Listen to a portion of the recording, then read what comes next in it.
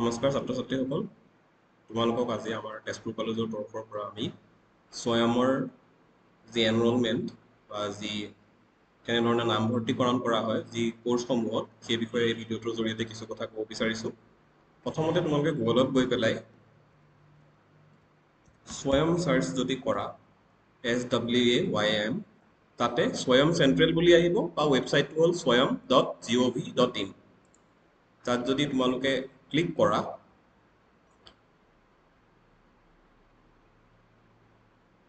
তেওঁলোকে দেখিবা এনেধৰণে এটা উইণ্ড' পপ আপ হ'ব।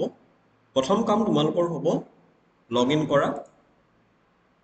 লগ ইন কৰিবৰ কাৰণে তোমালোকৰ ইমেইল আইডি দৰকাৰ হ'ব। যিহেতু মই অলৰেডি লগ ইন কৰা আছে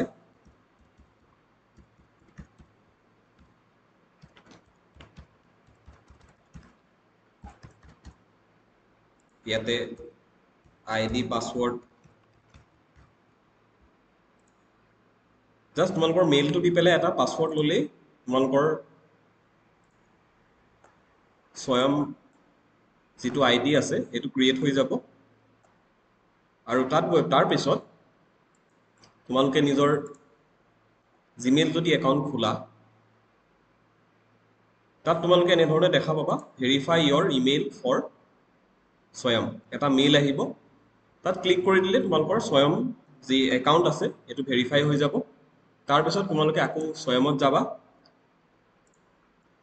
ইয়াত গৈ পেলাই তোমালোকে দেখা পাবা ওপৰত আছে অল কোৰ্চেছ। তাত যদি ক্লিক কৰা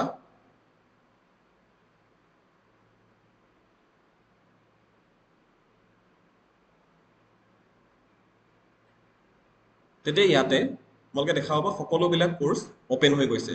ইয়াত তোমালোকে কাৰ্চাৰডালত মন কৰা আপকামিং অৰ এনৰোলমেণ্ট অপেন বুলি ব্ৰেকেটত আহিছে এনৰোলমেণ্ট ক্ল'জ। তো এনৰোলমেণ্ট ক্ল'জ কৰা কোৰ্চখিনি আমি এতিয়া ল'ব নোৱাৰোঁ। এনৰোলমেণ্ট অপেন হোৱা কোৰ্চখিনি আমি ল'ব পাৰিম। ডেটবিলাক দিয়া আছে মষ্ট প্ৰবেবলি জুলাইৰ শেষলৈ 18 তাৰিখৰ বা কিছুমান আগষ্টলৈকো আছে, কিন্তু জুলাইতে শেষ হ'ব। তাৰ পৰা তোমালোকে ইয়াতে গৈ কোৰ্চটো চাৰ্চ কৰিব পাৰা। যেনেধৰণে মই যদি এটা কোৰ্চ বিচাৰোঁ ফৰ এক্সাম্পল গ্ৰাফ থিয়ৰী, তো introduction of graph theory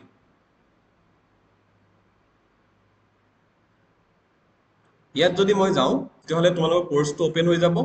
right চাইডত তোমালোকে দেখা পাবা starting date 18th of August, end date 10th of October, enrolment ends 18th of August।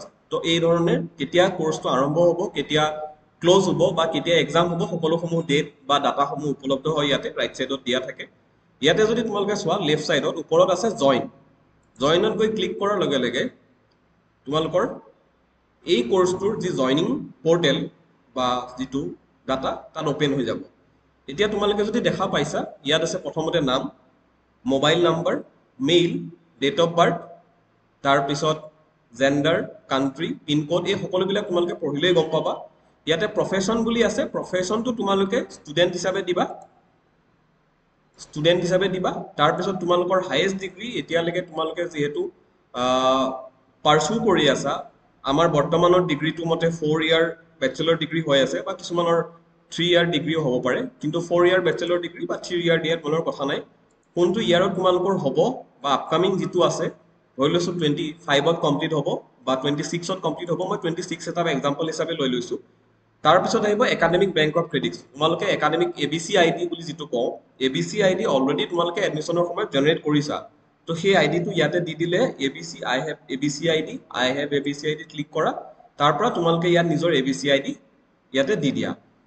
তাৰপিছত আমাৰ কথা আহিব এডুকেশ্যন ডিটেইলছ। এডুকেশ্যন ডিটেইলছত আমাৰ কলেজ অলৰেডি এনৰোল হৈ আছে স্বয়ম পৰ্টেলত। তো তোমালোকে প্ৰথমতে য়েছ, স্বয়মত আমি আছোঁ। Local chapter state Assam. তাৰপিছত তোমালোকে কলেজৰ নামখিনি ইয়াত গৈ পেলাই ক্লিক কৰিলে ইয়াতে চাৰ্চ কৰিলেই হ'ল তোমালোকৰ নামবিলাক। আমাৰ তেজপুৰ কলেজৰ নাম TZ, ইয়াতে তেজপুৰ কলেজ বুলি আহি যাব। তেজপুৰ কলেজ বুলি অহাৰ লগে লগে তোমালোকৰ অলৰেডি আমাৰ বাকীখিনি ডিটেইলছ ফুলফিল হৈ যাব। কলেজ ৰোল নম্বৰ দিলা, ডিগ্ৰী তোমালোকে কিহত কৰি আছা সেইটো দিব পাৰা, ডিপাৰ্টমেণ্ট কিহত কৰি আছা। ইয়াতে মই ধৰি লৈছোঁ মই দিছোঁ ডিগ্ৰী ছায়েন্সত, তেতিয়াহ'লে মই নেক্সট মেথমেটিক্স মোৰ ডিপাৰ্টমেণ্ট, ষ্টাডি ইয়াৰ মই কোনটো ইয়াৰত আছোঁ, first year, second year, third year, তাত মই ক্লিক কৰিলোঁ। ইয়াতে এগ্ৰি যদি কৰোঁ দুটা এগ্ৰি কৰি আপডেট প্ৰফাইল কোৰ্চ কৰি দিলে তোমালোকৰ নিজৰ নিজৰ মেইলত যিটো অলৰেডি তোমালোকে এনৰোল কৰা আছিলে ওপৰত সেই মেইলটোত তোমালোকৰ গোটেই ডাটাখিনি গুচি যাব আৰু কোৰ্চটো তোমালোকে এনৰোল কৰিব পাৰিবা আৰু স্বয়মৰ বিষয়ে মই যদি ক'ব যাওঁ এই কোৰ্চটোৰ বিষয়ে যদি তোমালোকে চোৱা এই কোৰ্চটো যে তোমালোকে দেখা পাইছা বিভিন্ন IITian প্ৰফেচৰসকলে তেওঁলোকে কোৰ্চটো বুজায় আৰু মডাৰ্ণ টেকনিকত যিহেতু ভিডিঅ' লেকচাৰ হয় তোমালোকে প্লে কৰি পজ কৰি বা অন্যান্য নিজৰ সেলফ টাইমত এই কোৰ্সটো কৰিব পাৰিবা গতিকে নিজৰ নিজৰ যিখিনি কোৰ্স লাগে সেইখিনি তোমালোকে এনেকৈ বাছি লোৱা আৰু তাৰ ওপৰত গৈ পেলাই স্বয়মত এনৰোল কৰিব পাৰিবা